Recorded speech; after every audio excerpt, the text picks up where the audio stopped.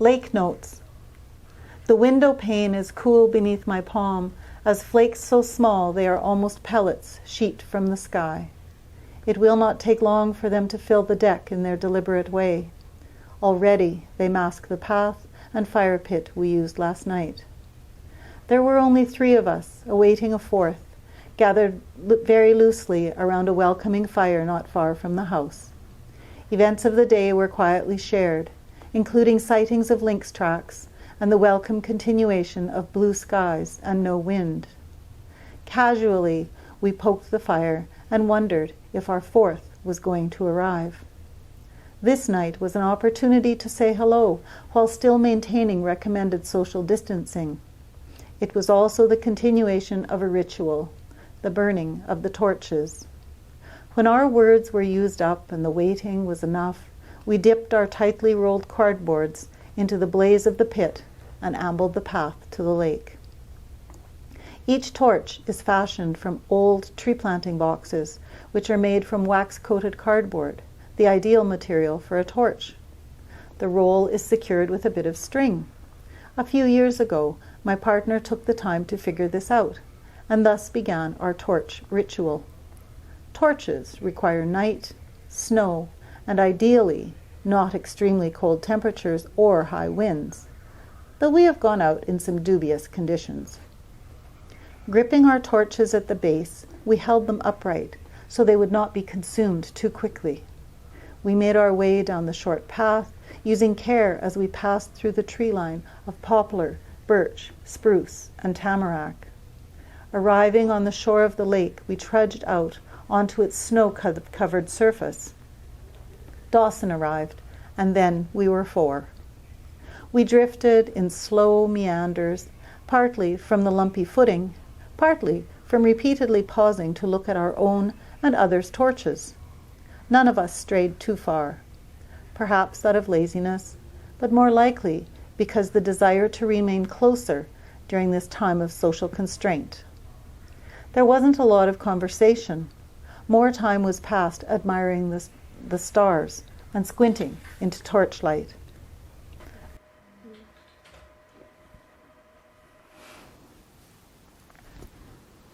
I pulled up to the house just as the shelter-in-place order came through. Before unpacking the car, I explored every room, clapping my hands with glee. "I'm here," I hooted. "I'm actually writer-in-residence in Wallace Stegner's childhood home." I pulled my journal from my knapsack and planned to get down to work over a steak at the 100-year-old Jack's Cafe. But Jack's was closed due to COVID. Highway 13, the main thoroughfare, otherwise known as Redcoat Trail, was empty, except for a fellow sitting on a bench across the street. He waved and hollered across to me. "How you doing?" "I'm great," I hollered back, "considering." "Considering what?" he asked. Despite the sunny, warm spring day, no one walked the banks of the Frenchman River. No children played in the schoolyard up the street. No squealing, no running, no skipping. Maybe girls don't skip anymore. They probably don't dance in a circle either, holding hands and singing that Black Death ditty. "Ring around the rosy, pocket full of posy, husha, husha, we all fall down." Oblivious to the fact that the rosy ring, a blotch on the skin, was the first sign of plague. And the pocket of posy referred to small bouquets of flowers and herbs you stuffed in your pockets to ward away death. Husha was originally a shoo, the final sound a body made as it succumbed.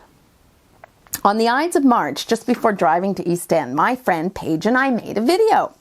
"We interrupt this surveillance," I hollered over the wind into his camera, "with this news flash. Deep sources confirm the latest correspondence from the planet, this planet Earth, is indeed authentic. Issued this morning, not digitally, but by hand, in cursive, the Earth claims to have come to the end of her patience with her tenants, those not behaving as stewards, and realizes they simply can't or won't stop clobbering the animals, clotting the waters, or clouding her skies, so Mom Earth has decided to take matters back into her own calloused and ever-loving hands. The god of dirt has spoken.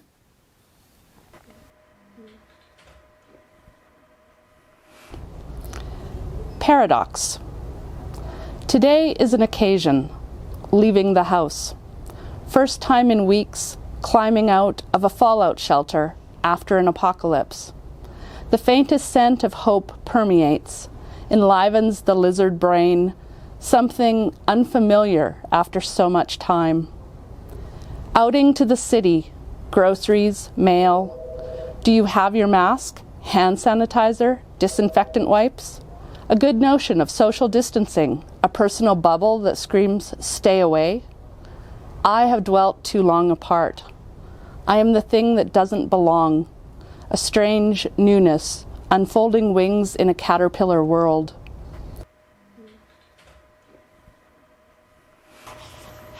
Fidelity. Veronica sits at the bay window in the living room most mornings. Sits until guilt or sheer boredom sends her off to accomplish some small task. Oh yes, she's keeping a list. Get dressed, brush hair, make bed, put away clothes, balance bank statement, water plants, try new recipe, sweep or vacuum, phone, X, Y, or Z, finish letter to M, practice standing warrior, shoulder rolls, downward facing dog. Not that she ever makes it to the end of the list, but she scribbles it out anyway. Otherwise, she might not bother getting out of bed. He has little to say about it, though she knows he worries. Once or twice he's asked if she's depressed, if that's why she's sleeping so much. Everyone is depressed, she says. It's the state of the world. How can anyone not be depressed? She knows she's overreacting, but she resents the question when obviously she's not the kind to give in, no matter what she's up against. She's always been able to lick her wounds and then get on with things. Or so she tells herself. And how dare he anyway? He used to compliment her willingness to fight any battle, like when she was being hooked up to that intravenous bag once a week.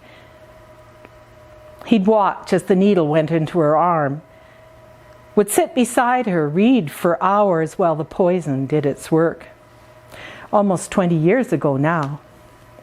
Not that much drama in their lives anymore, especially not for the last year. He mustn't give up on her now. After all, she isn't lying when she says she's committed to him, and being committed means one can't afford to fail.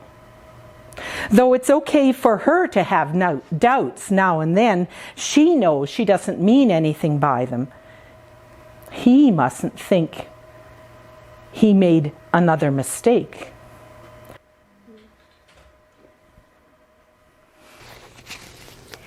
Annabelle looked out her kitchen window at the snow-blasted houses on George Street, the result of a ferocious wind 2 days ago, which rampaged throughout the late afternoon, evening, and into the night, leaving little spikes of pain pulsing in her forehead and eyes. No, she reasoned, it's not COVID. The far more likely diagnosis, anxiety. The power had been off all night, and the house was just now beginning to warm. It was all too much, the pandemic, the surging case numbers, and then to top it off, a biblical storm. She'd found the only cure, walking several kilometers a day, no matter the weather.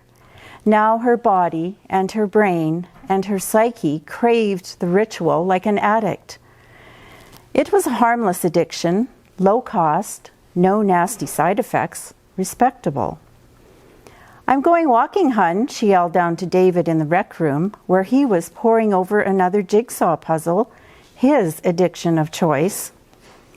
Annabelle thought perhaps he needed therapy. He'd been stuck on this puzzle for weeks now, with a couple of dozen pieces left orphaned.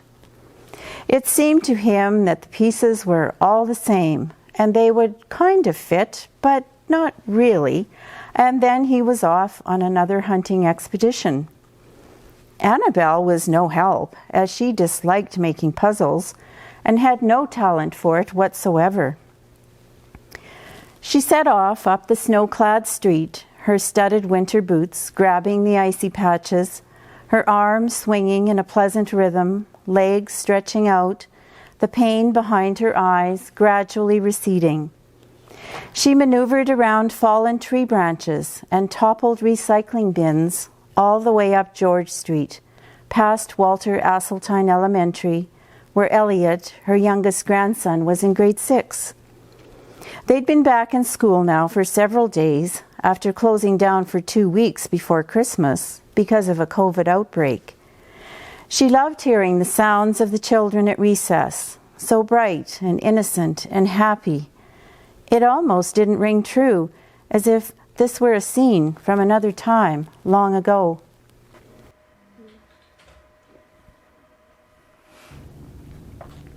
Ode to Penelope. You lurk behind the leftovers in the back of my fridge. Bide your time. Tuesday night, I place you on the counter to warm. You perk and pulse, expand. Look at me, I'm ready. On Wednesday, you lure me from bed. I portion your elastic flesh for our next assignation, cajole the rest with flour and water that clings to the crevices between my fingers. By mid-afternoon, you overflow the bowl's rim.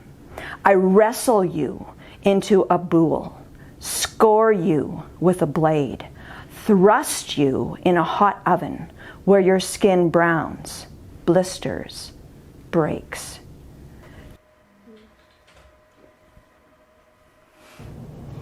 On the eve of Halloween, Elizabeth I. On a homestead at Rhine, Saskatchewan, Elizabeth and her husband Heinrich grew grain and vegetables and raised cattle, pigs, and chickens to feed their 6 children.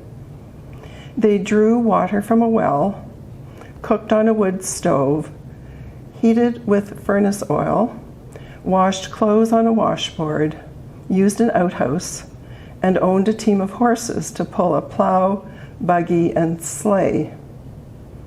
Their day-to-day lives were much the same as those of other German immigrants who had arrived on the prairies from Russia early in the 20th century and were spared the Bolshevik massacre. Although women had earned the right to vote in 1916, neither Elizabeth nor Heinrich voted in the 1917 election because they could not read or write English. By then, the population of Saskatchewan had grown to 700,000 due to immigration from Germany, the United States, and the Scandinavian countries. News of influenza reached Rhine in 1918, causing them to worry about their youngest daughter Lillian's barking cough. They took her by horse and buggy the 36 miles to Yorkton to see a doctor. He prescribed medicine for croup and explained how to make a croupette. Before leaving Yorkton, Heinrich bought the October 1st edition of the Regina Leader.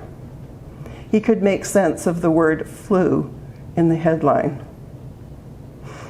Heinrich constructed a dome-shaped frame over Lillian's bed and covered it with canvas. Elizabeth set a pot of boiling water on the floor for the steam to rise into an opening in the tent. Heinrich took the newspaper to the Justice of Peace in Rhine. He read aloud.